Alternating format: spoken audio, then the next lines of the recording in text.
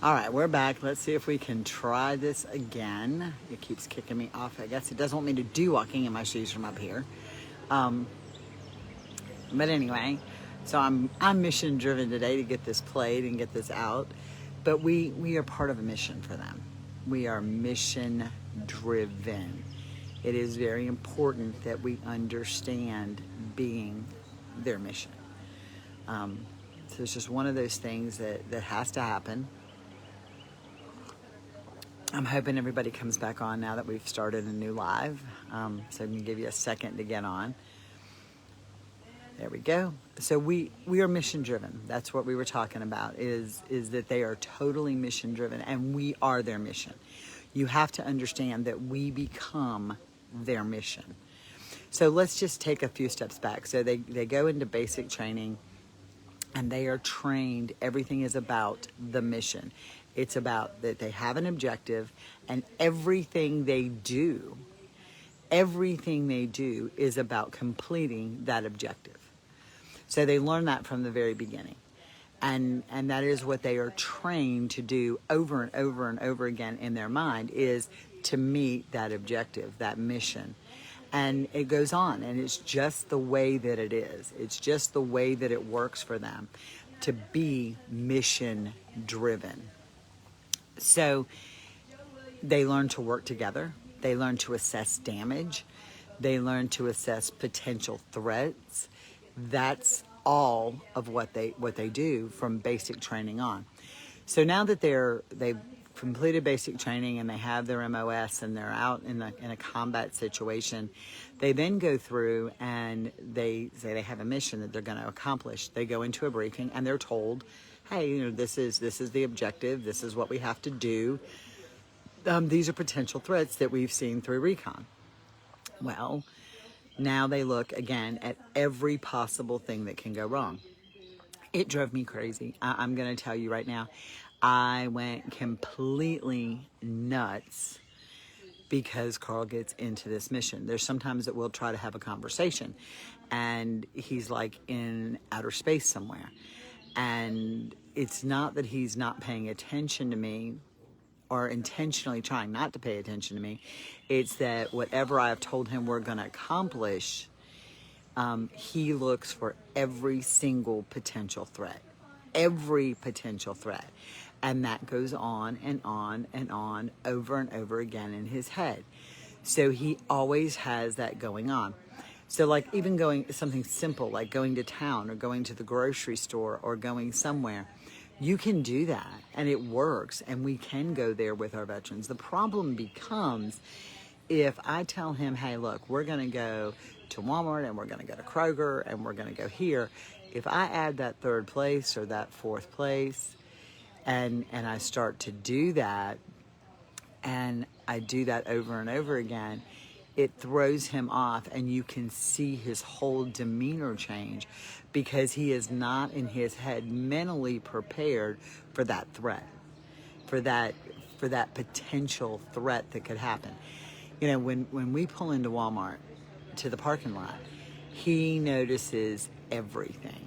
Where every vehicle is, where we park, any potential threat. He notices people, he notices everything coming in and out of the store as we're pulling in. Then we go into the store. He knows every entrance, every exit, and he knows where they are and how to handle it and how to get me out if something would be bad. He looks for every potential threat. Where are people hiding? Because that is just what he does because I've become his mission. Protecting me has become his mission. And we look at it sometimes in the negative, like, can we just go to Flippin' Walmart and get the groceries that we're told to get or that we talk about getting? Or can I, like if I say we're going to go get groceries and all of a sudden I'm like, oh, look at this is great, it's on sale. It blows him away and it detracts him from that mission. And he has to reprogram very quickly. And it usually puts him in a spot. And, I've got like ADHD moments of like, I'm looking for something like, squirrel. And I see this thing on sale and I want to go look at it or whatever it is. And it really makes him uncomfortable. And so I don't think we think about this mission, that everything they do is mission driven. So when we utilize that theory going forward to start setting boundaries, we have to be very careful when we establish our boundaries. First of all, we have to remember that our boundaries are about us. They're not about them, they are about us. What do we need to protect us and our space? Because see, their mission is to protect us and home. That's what they do. So we have to mentally think about what happens in our circle. What do we do in our boundaries that protect us? We have to create our own bubble of protection.